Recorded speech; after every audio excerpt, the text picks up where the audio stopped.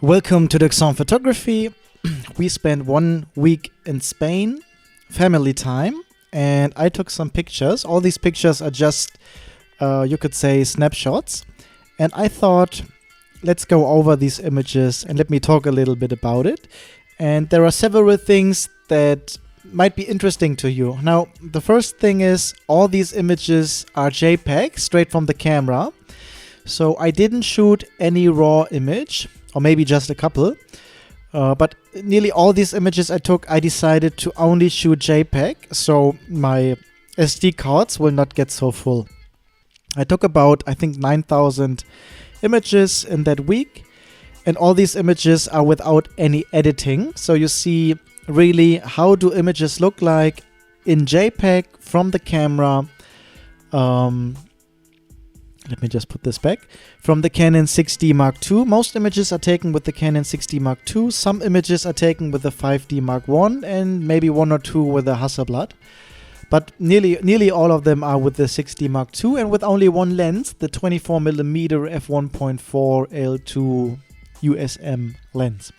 So maybe this is interesting to you because you want to see how do portraits look like with the 24mm lens, or you want to see how do images from the 6D Mark II look like, JPEG unedited. Now when you shoot JPEG, you can choose a picture style, and the picture style will define more or less the look of the image. So one picture style, for example, is monochrome. What does that mean? That means the images are in black and white, and they are in black and white only. So these images I don't have in color. And that's a decision that you have to make when you only choose to shoot JPEG. But as these are all family images and not actually, this is not work, it's just private, so it's fine. And if I want, I can edit these images. Now this looks fine already, but if I want, I can just get some more contrast and a little bit here, a little bit there, maybe a little bit of sharpening. So let's look at the eyes. Let's sharpen this up. So just when you look into the eyes here and with a little bit of sharpening. Now you can only sharpen the eyes. I've now sharpened everything. I can put a vignette in it. And now this is, I could leave this image now as it is, just like this. Before and after is here. There is a difference. The image now has more pop. You see how the white points here in the eyes come through, which here it's not so bright. But in general, you can just leave the image as it is, straight from the camera, and you don't have to edit. And the truth is, I don't have the time to edit these images in the next weeks. So I thought I only shoot JPEG, and that's it. This is Anna's cousin. We're here at his place. He has a really nice house here in the background and the pool in front of the house. And we just spent some family time. This is also Anna's cousin, so it's all about family here now. 1 week of family. And we drove to Cadiz. It's another town. And all images you see are actually snapshots. This is an image I took just out of the car window. And here's our baby next to me. And all the settings are set up manually, except for these ones. Here I choose the automatic white balance. And you see what you get. You get a really blue look. To me, it looks really cold. I like warm colors, so I like it like this. So I set everything manually.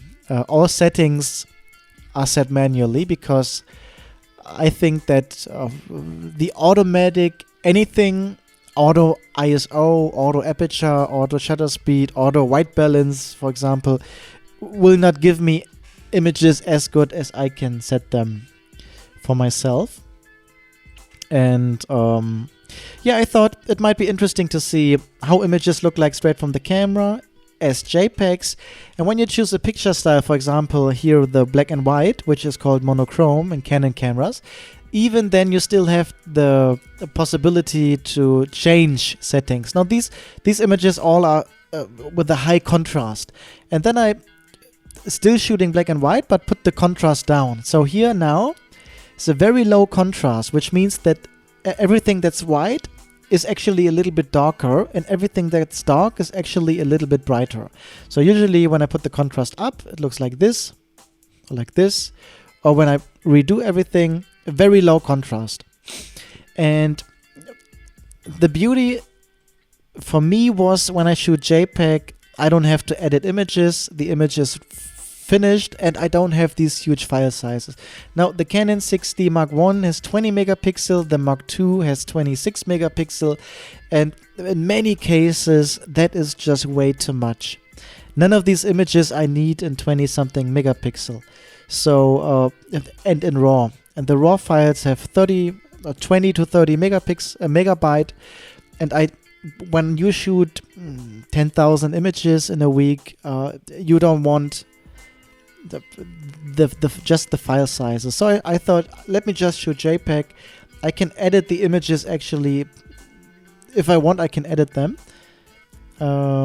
Maybe let's go to a color. Let's go to a color image. And see what we can do. Maybe here. Let me just take a look what happens now. Now, for example, this is now an edited image. I've just selected one of my presets here. And maybe you can put some color in it. Now, for example, when you look before and after, the difference is not so huge, but I think this is a nice image, and I can put the same look onto other images as well. Now we arrived in Cadiz, and you know, when you go to a place traveling as a photographer, there's one thing to consider: which lens do I take with me? And I have now a variety of lenses, all great, all from all focal length for portraiture. And I thought, which lens am I going to take with me? And I thought I will use the lens that I've rarely used as a single prime lens. What does it mean? Now, I chose the 24mm lens because I very rarely shot with that lens only. I've shot with it a lot, but always as a second lens choice. So I take some pictures with a 50mm lens, and after it, let me just take some 24mm lens to have a little bit more of the background in the frame. So you see a little bit more where are we. And that was the way I shot with a 24mm lens. It was never really my choice, but I had to have a wide angle lens for wedding photography because just to cover the venues. And I have a 35mm, which is not wide enough, and a 2470, which is too big. So I thought the 24 1.4, I bought it just to have something on weddings. And I thought, let me just take it to Spain and use it to photograph our family. And let's see what we can get. Now, these images I think look really nice. This, for example, you see the person, you have a little bit of blurry background, you have you see more in from the background. You know, especially when you have a beautiful place like this here. This market is really beautiful. With the 50mm or 85mm lens, I cannot get the background in the frame as nicely as with the wide angle lens. And when I want to, I can even get a blurry background when I get close to the camera. Now, what's really nice about 24mm is you can take a selfie even with 2 or 3 people in it, and I hold the camera in my left hand and can take a picture. And when you get close to the camera, you get also a nice blurry background, now at f2.2. Here up, you always see the settings. Then we went back to the market, and I think it's a really nice place here. You have these things in the air, so there are shadows, but between these shadows you have these splits of light. And I thought, just stand where the light is and look to the sun, and you get a really nice image. Now, this is straight from the camera, no editing. You see nothing here has been edited. And now this is a really nice image, and that's something where I say 24mm is a beautiful lens. But I really had to give the lens a chance and to bring this lens and to only bring this lens and no other lens. So I could just get used to using it. Because a wide angle lens is not so easy to use because you have stuff in the background that might not look so nice. Sometimes the lens has distortion, so the proportions don't look fine. You know, somebody looks bigger or the nose looks bigger, depending on how you hold the camera.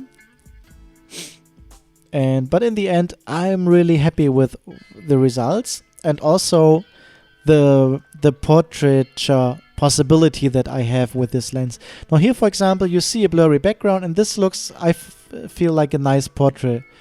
I like the aesthetics, because it's usually not so easy to get a blurry background with a wide angle lens, but when you get close, I think it works really, really well. Let me just undo this here.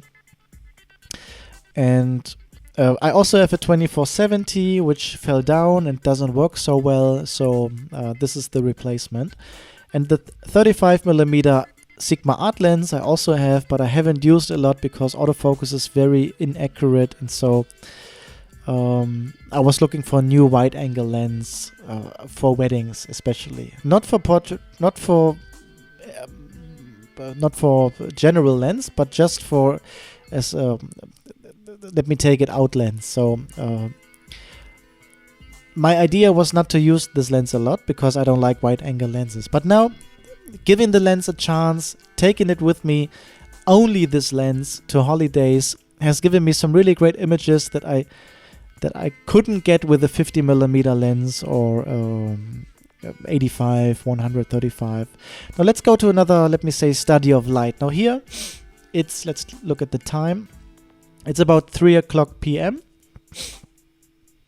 and the sun is very high. You see here the shadow. Here's a shadow from this shield.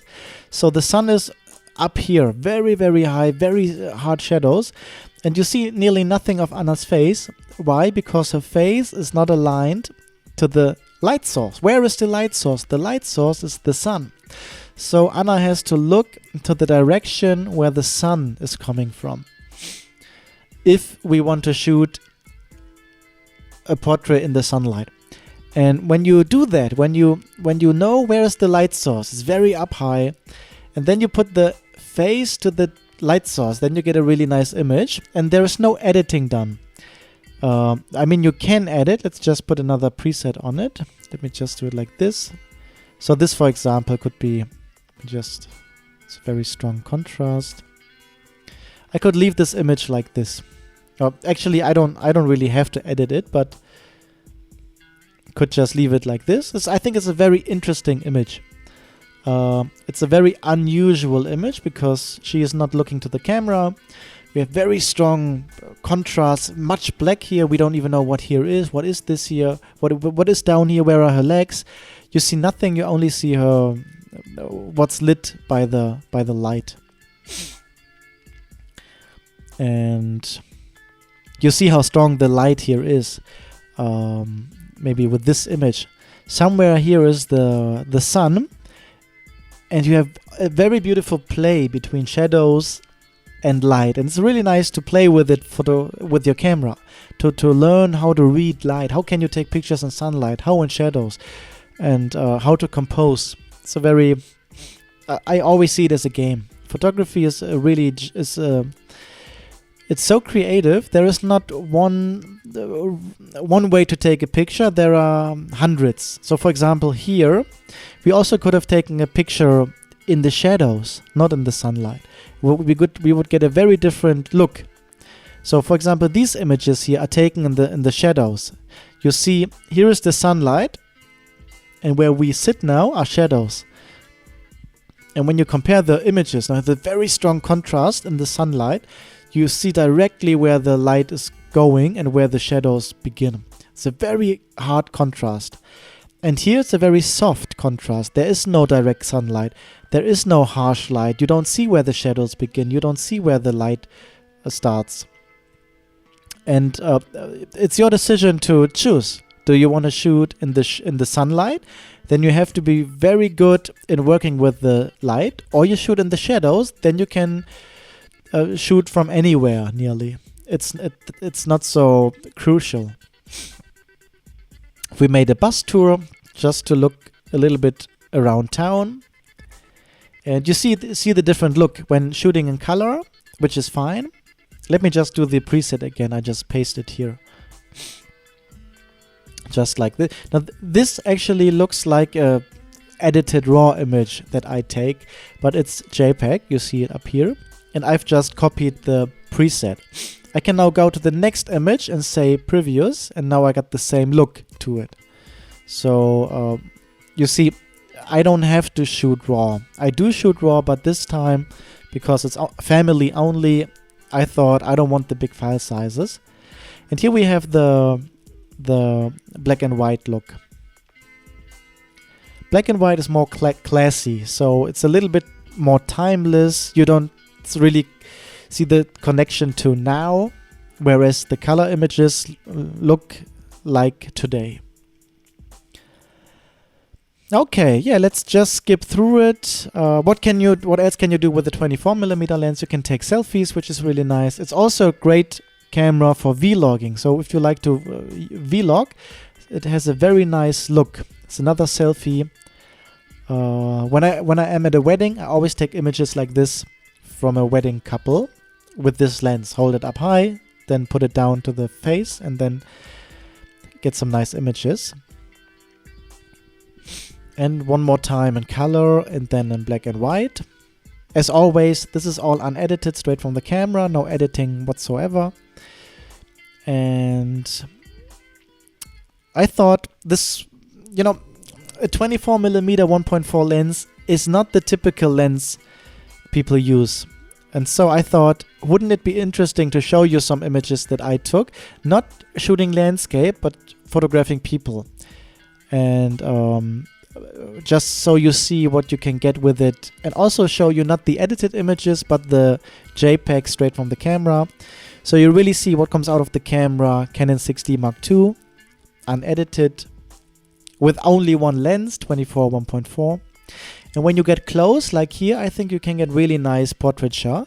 Or when you get further away, you can get really nice environmental portraits. Or let's make it like this. I think it's a really nice, different way to photograph people, because I love 50mm. I love telephoto lenses like the 135. If I had to go with one lens, it would be the 50 or 135. Now let's just, I have just copied a preset to this image. I have here my presets. And let's just copy what I've done here to all the next images. So let's go until this image and then copy everything. Now look down here, all the images now will change. So let's go to this one and this one. Now you see how the colors have changed from left is unedited, right is edited, JPEG, no RAW. And yeah, usually people shoot RAW, and I also shoot RAW, but I think I don't have to, especially for family pictures. I don't have to. When you know what you're doing with the camera, you will get nice images straight from the camera. And if you have a preset, put it on it, and just look how fast we get to these results. Let me straighten the horizon. And in the end, you cannot tell if this was a JPEG images or RAW image from camera. You cannot tell it, because if I shot it in RAW, I would have edited it the same way, and it probably would have looked the same. Another one example between automatic white balance is this, and the white balance, how I set it, is this. Now look at the settings on the left corner. 2500ths of a second, f10, ISO 640. Automatic white balance. The same settings, the only thing that's different is the white balance. That's the only difference between this image and this image from the camera side. Nothing else has changed. It's the same moment, it's the same person. Now she's now looking into another direction, which is a better pose here, but look at the color. This looks very cold, and it's summer. It's June 2018, and we are in Tarifa, which is a beautiful place, many surfers, and I want a warm image. So I don't go to auto white balance, because auto white balance always will give you a general color. And it will usually be too cold. Just look at the feeling it will give you. This looks very cold in comparison to this. This looks very sunny, very, very warm. And that's what I want when I shoot in Spain. Now, if I shoot somewhere where it's cold, if I want to express cold feelings, then I want the blue, cold colors. But in the sun, I want warm colors. So I never shoot any auto ISO, auto white balance, auto aperture, none of that. Everything is manually done. So this is what I can get out of it without any editing whatsoever. Okay, and let's just go further. I think the images have a very different look shooting in color or black and white. Especially when you take a look at image like this. This might look like an image from the 60s because of the clothes. This is very a timeless image, I would say. And in color, it would look very different. It looks really more modern, 2000 something, in the year 2000 end. So last scene, we made a stop in Marbella and Puerto Banús. Puerto Banús is a crazy place in terms of money. I don't know how much money people have with them, but when you just look at the boats and the cars here we have a Rolls Royce here, actually from Germany. There are many German cars here in Marbella, Puerto Banús. And we just walked around. That's the first Tom Ford store that I found. Very interesting. I was always wondering, where are they hiding? Where are the Tom Ford stores hiding? And, Spain, usually Spain, there is no car culture. There's no car culture at all in Spain. You don't see many expensive cars. But here in Puerto Banús, you see Bentley after Bentley wherever you go. I mean, they park everywhere. It's really crazy how much money is in this 300 meters range. I'm not even looking at the boats, I'm just looking at the cars. And I will go there in a couple of weeks again and do some street photography. So let's see if the rich people are open enough to be photographed by a stranger. That will be very interesting. I will be one day here and 1.5 days and photograph people on the streets. And I'm really interested in seeing how they react. So this is now at the house of Anna's brother. Anna's brother also has a pool in the backyard. I have the Hasselblad with me as well. So here it's the first contact with Noah and the digital medium format camera. Might be his first camera, we'll see. Probably not, it's too big, but anyway. This is done with the Hasselblad. Here you see it's the file name is different. 0.3 FR, 80mm. It's the Hasselblad camera. Oh, I think it's it looks like this. It's very dark, so you can just brighten it up. When I put the preset here, it will probably not look so nice. No, it does not look so nice. Anna's brother is also getting a child, and we took some images of them together. This is also with the Hasselblad. Yeah, I think that's it. Now we're back to the Canon. So you just saw a little bit what we did in Spain, about a week. And nearly all these images are taken with the Canon 6D Mark II. With the 24mm lens, this is also now the Hasselblad, but all the other images until here are taken with the Canon 6D Mark II. 24mm, most of the time relatively open, f2, f1.6, f1.2.2. So you see what kind of portraits you can get with it. All images are JPEG straight from the camera. I haven't edited them. And so, yeah, maybe this was helpful to you. And if you have any questions, leave it in the comments below.